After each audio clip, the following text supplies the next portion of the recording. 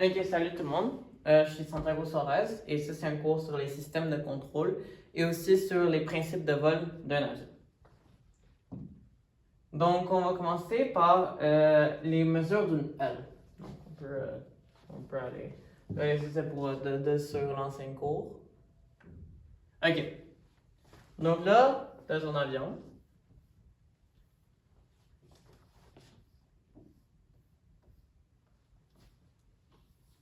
Ça, c'est les ailes.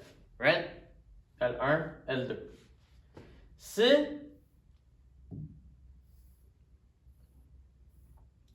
on voit une aile sur le côté, ça a l'air de ça.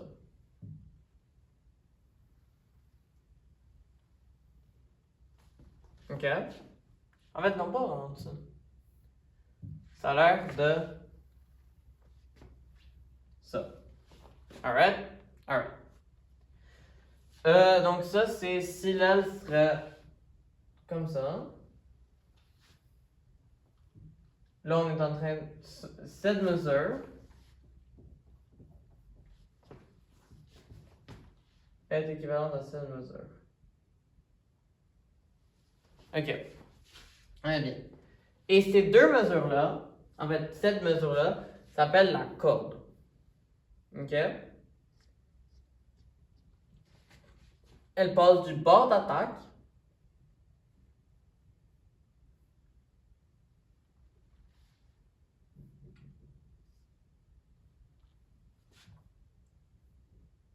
OK, vous comprenez que c'est attaque et bord de fit.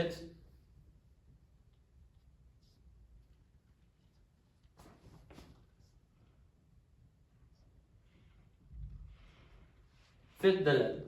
Donc, la corde va du bord d'attaque au bord de fit de l'aile. Donc ça serait le bord d'attaque et ça serait le bord de fit de l'aile. Qu'est-ce que je veux dire par bord de fit et le bord d'attaque? C'est que le vent, il vient comme ça. OK? Donc ça, c'est... Le vent est coupé par le bord d'attaque. Et après qu'il se fasse attaquer, le vent prend la fuite par le bord de fuite. N'est-ce incroyable?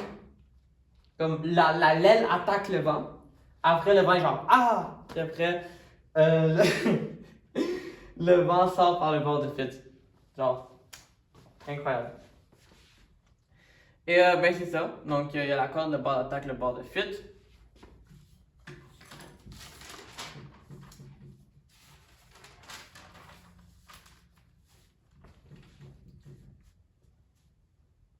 Et ouais.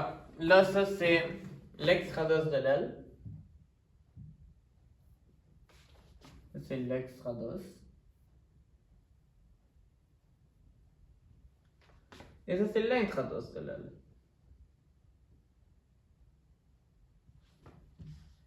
Ça, c'est des mots compliqués pour dire la partie du haut et la partie du bas. Parce que celle-là est à l'extérieur de l'aile, ça c'est à l'intérieur de l'aile. Et ouais. Ok, là je peux vous expliquer. En fait, je vais vous expliquer une autre mesure. Je vais juste aller vers le haut. Ok. Là on voit, là ça va.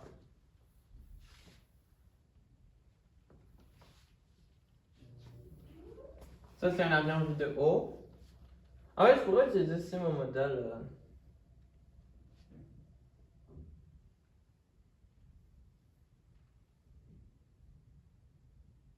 Ok.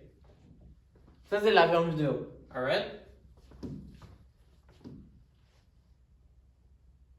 Cette mesure-là, d'aile à l'aile, s'appelle l'envergure. OK? Ça inclut le fuselage. Et ici, on fait. Actually, je suis pas sûr. Je vais le mettre après, là, je vais écrire un comment derrière. Mais je pense que si on divise l'envergure par la côte, ça fait l'allongement, mais je suis pas sûr. Alors, ben c'est ça. On va skipper sur ça. Et, ben c'est ça là. Donc là, la côte serait ici. Et,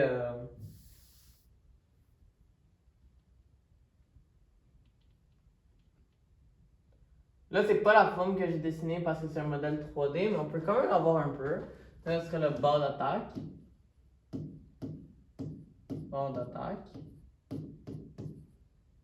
D'attaque. Ça, c'est le bord de fuite. Et ça, c'est la corde. Ok? Parfait. Là, on va voir comment se fait l'importance.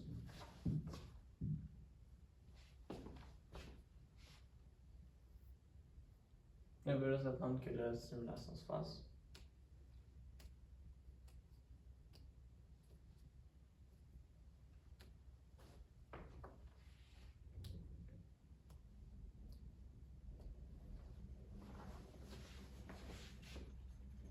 Ok.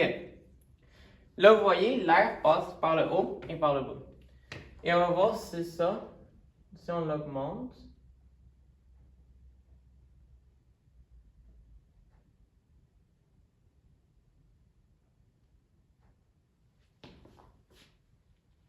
Ok.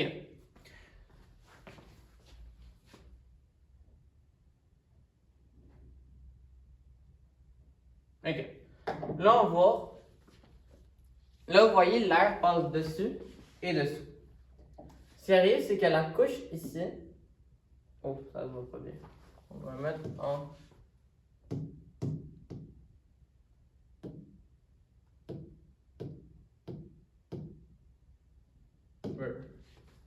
Ok. Ça s'appelle la couche laminaire. Ok? Et la couche laminaire, elle est par la couche. La... En fait, ça, c'est la couche limite. Et la couche limite est composée de la couche laminaire, du point de transition et de la couche turbulente. Comme vous voyez ici, ça suit. Et ici, ça détache. Le point de transition, il est là. Et, par en bas, ben c'est ça. Là, vous voyez, là, il y a beaucoup plus d'air qui est déplacé vers le bas, qui est déplacé vers le haut. Et plus on augmente l'angle, plus il y a de l'air qui est déplacé vers le bas, qui est déplacé par le haut. C'est-à-dire qu'ici, c'est une haute pression. Et ici, c'est une basse pression. OK? Alors, le vent de haute pression, ben, il va pousser l'avion vers le haut pour essayer de rejoindre la basse pression, ce qui va pousser l'avion vers le haut. Donc, dans les quatre forces d'un avion, on va dessiner l'avion.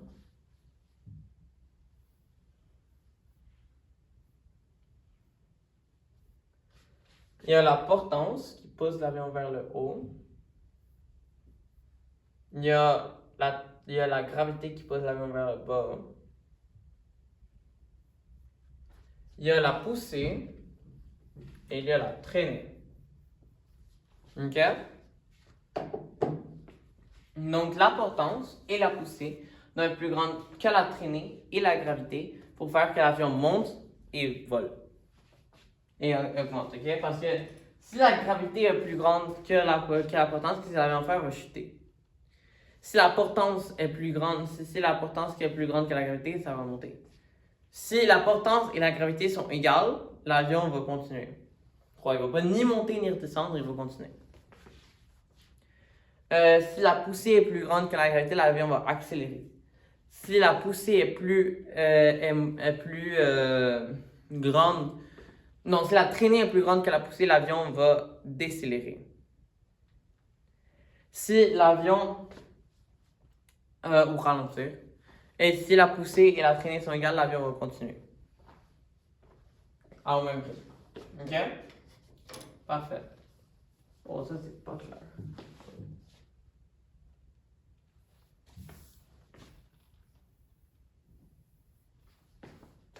OK. Donc, c'est ça l'important. L'important, c'est de savoir qu'il y a 4 forces. Et que la potence se crée à cause d'un changement de pression entre le haut et le dessous de l'aile. Et maintenant, je vais vous l'expliquer d'une manière plus facile à comprendre. Donc, on sait que là, elle a cette forme-là. Là, j'ai juste changé le bord d'attaque et le bord de fil de bord. Et que l'air fait comme ça. OK? Maintenant, on va dire que ça, c'est Roméo. Et ça, c'est Juliette. OK? Roméo, lui, il veut rencontrer Juliette ici. Le problème, c'est que lui, de sa maison, il doit prendre un gros endroit, tandis que Juliette peut y aller. Alors, Roméo va devoir courir. Il va devoir aller à 20 km/h. 20 km/h. Tandis que Juliette, elle pourra prendre son temps et aller à 5 km/h. OK? Donc, ça fait que Roméo passe beaucoup plus vite. Donc, les particules sont. Et là, si on translate ça, là, si on passe aux particules, puis pas Roméo et Juliette, les particules qui vont à 20 km/h ont plus de distance entre elles que les particules à 5 km/h qui, elles, sont toutes en train d'attendre. Donc, elles sont là, puis elles sont chill. OK? Ce qui fait qu'ici, dessous l'aile, il y a plus de particules. Et ici, il y en a moins, parce qu'elles vont plus vite. Moins de particules, parce qu'elles vont plus vite. Tout ça, là, c'est le principe de Bernoulli. Ouf, ça n'a pas l'air. Ça, c'est un plus, guys. My bad. Plus de particules. Là, c'est bien. Parce que j'étais comme ça. Alors là, j'écrivais. Puis j'écrivais un peu comme. Ouais, mal. En tout cas, ça, c'est moins de particules. Moins de particules. Donc, c'est ça. Ici, il y a plus de pression, moins de pression, débilation de pression, et la portance se crée. Parfait? Parfait. Et ouais, c'est ça. Expliquer comment faire la portance, puis là. Ok, là, on va parler sur les parties de la Lune. Oh, crap.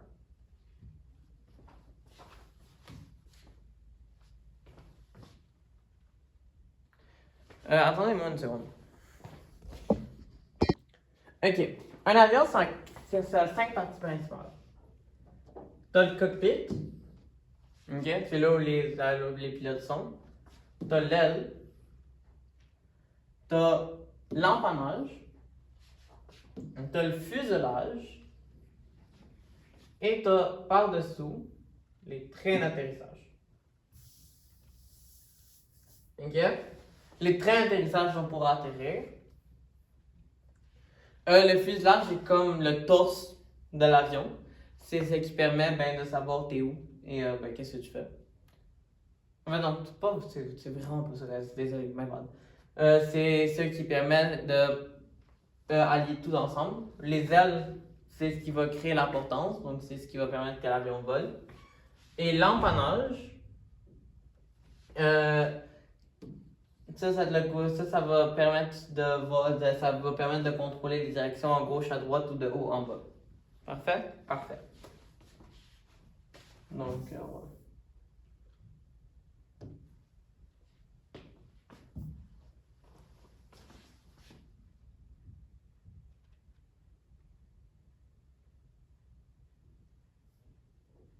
OK.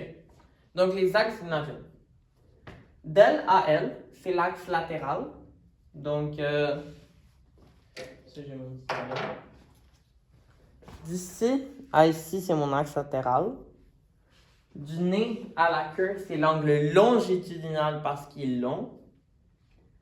Et si on fait un axe comme ça, c'est l'axe vertical ou normal. Donc, chaque axe a un mouvement.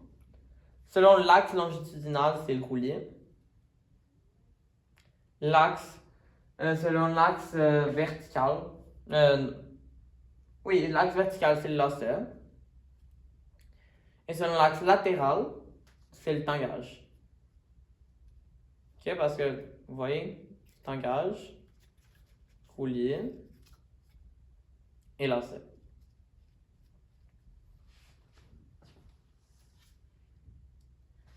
Maintenant, on parle des systèmes de contrôle. Ça, c'est la navette d'un planeur. C'est pas moi qui ai pris la photo. Encore une fois, les photos que je prends, comme même le schéma ici, c'est pas moi qui l'ai fait. J'ai tout copié ça. Et tous les liens vont être dessous la vidéo dans le site web. Donc, c'est ça. Et ouais, c'est ça. Donc là, tu as tes systèmes de contrôle. Tu as ton manche à balai. Avec ton manche à balai, tu peux contrôler le tangage et le roulis. Donc, le tangage, il est contrôlé par cette partie-là de l'avion.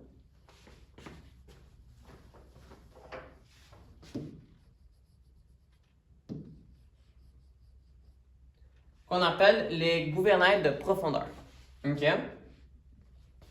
Si on bouge ton manche à balai de haut, en fait, vers l'avant et vers l'arrière, ça va faire que le gouvernail de profondeur va bouger.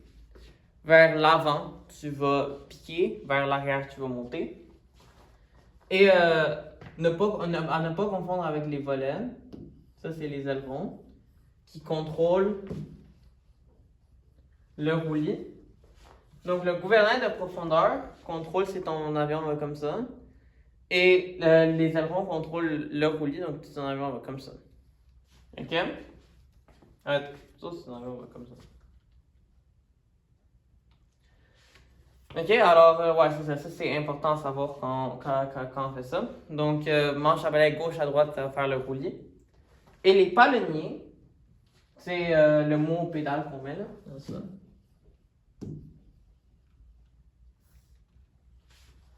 Ceux-ci vont contrôler le gouvernail de direction, qui est celui-là. Il est là. Et le gouvernail de direction va contrôler si ton avion fait comme ça ou comme ça. Donc, si tu appuies sur la panique gauche, ton avion va aller vers la ligne droite, ton avion va aller vers la droite. Si tu appuies sur la panique gauche, ton avion va aller vers la gauche.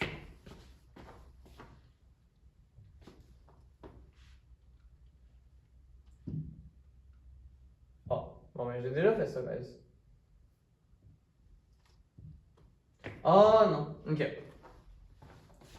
Ça veut dire que moi, je vais faire un virage à droite, en roulis. Ok? Je vais faire du roulis vers la droite.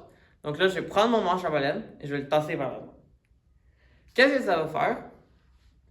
C'est que ça va faire baisser l'aileron gauche et monter l'aileron droit. Ok? Donc je serai comme ça et comme ça.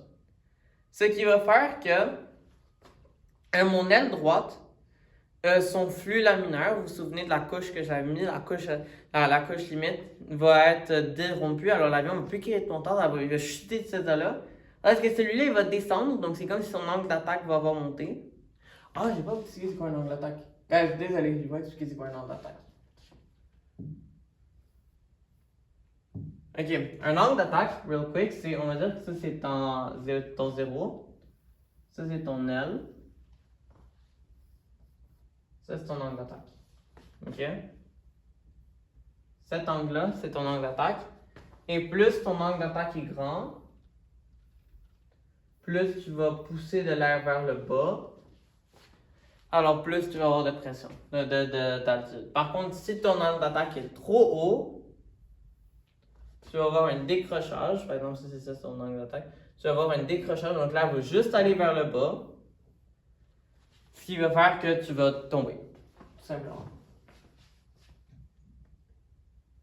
Donc, c'est ça. En augmentant son angle d'attaque artificiellement, puis là, celui-là, puis celle-là est montée. Alors là, tu vas aller comme ça. Parfait. Donc là, si tu tournes vers la droite, ton aileron gauche va monter. Non, ton aileron gauche va baisser, ce qui va faire que l'aile va monter. Et ton aileron droit va monter, ce qui va faire que l'aile va baisser. Là, tu vas aller comme ça. Parfait? Parfait. Là, tu as le tangage. Le tangage, c'est là, on va dire que tu veux baisser. Si tu baisses, ce que ça va faire, c'est que le gouvernail de profondeur va baisser lui aussi pour faire monter l'empannage, parce que si tu baisses, c'est comme si tu crées un angle d'attaque plus grand.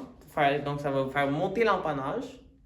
Et comme l'avion, c'est comme s'il serait suspendu là où les axes se touchent, donc ici à peu près, ça va faire comme ça. Parce que si l'empannage monte, le nez descend. Si le nez descend, le nez monte. Donc, ça va être... Parfait? Parfait. Pour le lacet, c'est très simple. Le gouvernail, on va dire que si tu veux tourner à gauche, le gouvernail de direction va tourner à gauche. Donc, ça va faire comme ça. Comme ça, l'air va frapper plus à gauche.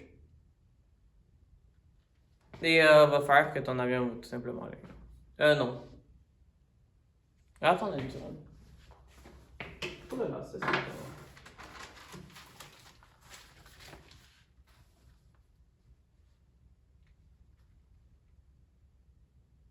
oh ouais, non, ouais, c'est ça. J'avais raison, guys. Désolé. J'ai juste eu un doute et je voulais pas vous lead mal. Donc, ça, le gouvernement va passer vers la gauche. Ce qui va faire que l'empannage, il va être poussé vers la droite. Et si l'empannage est poussé vers la droite, ben, le nez s'en va vers la gauche. Alors, on va vers la gauche. Donc, ce qui est à déduire de ça, c'est que on va dans le même sens que les gouvernements vont. Et c'est tout simplement ça. Alors, guys, ça c'est la fin du cours. J'espère que vous l'avez aimé. Si vous avez des questions, n'hésitez pas à me les poser. Merci beaucoup. Au revoir.